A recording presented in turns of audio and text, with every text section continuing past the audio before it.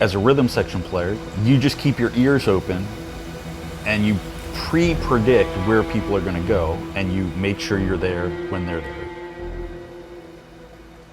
You kind of keep it open and you're like, well, they could go a bunch of different ways with feel or harmony, and you just gotta make educated guesses, experienced guesses, and keep it there. So in soloing and in playing in the rhythm section, I try to take the approach of clearing my mind and not predicting because, oh, this pattern is going to set up like this. I should just immediately jump to where I think they're going and be there at the split second when they're there.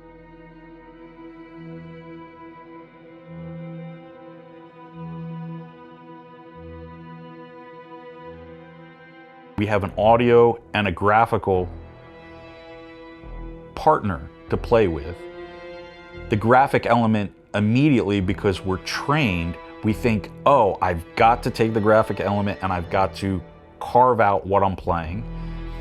So this is like a Zen thing where you have to be in the moment and let it go, and just it happens.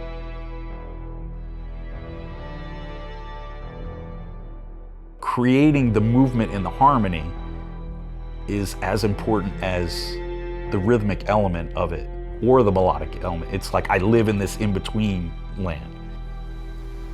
Having the structure in a jazz context,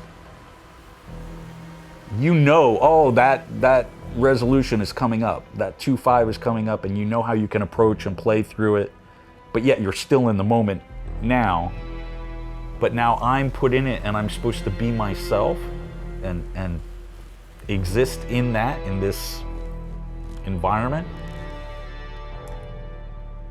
Sometimes I find it hard to play anything because I'm listening and I'm just like, oh, I feel like I'm a viewer, spectator, listener. I'm an audience member because I'm experiencing your composition for the first time.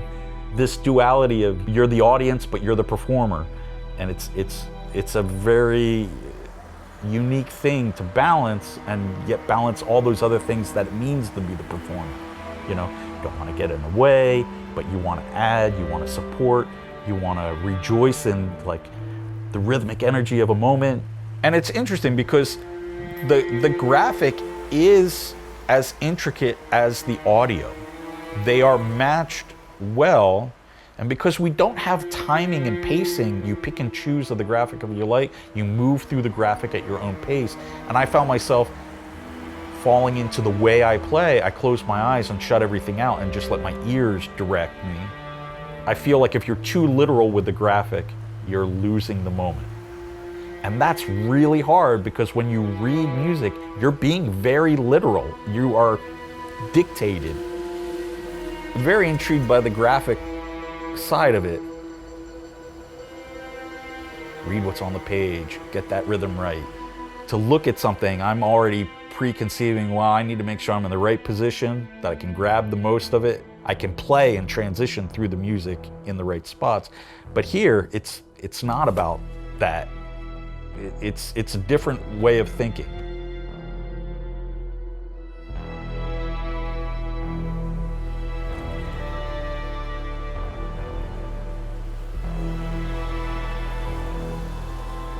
The vocalization going and building, I felt it more in a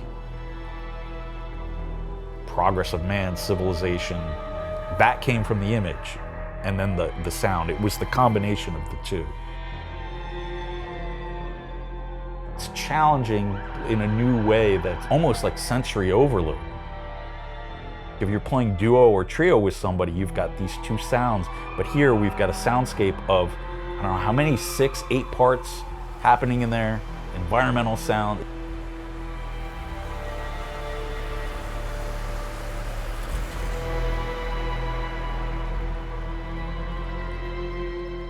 More is happening. You really have to let go. You hear a phrase in that split second, you play it, the tendency may be, oh, I really want that to resolve, but now I hear the audio is going somewhere else. You got to let go of the desire to resolve.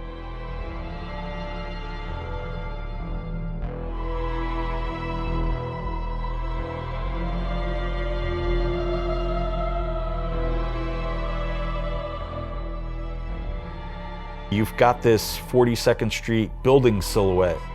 I was starting to feel more and more like the Kubrick 2001 and Space Odyssey, this journey of man.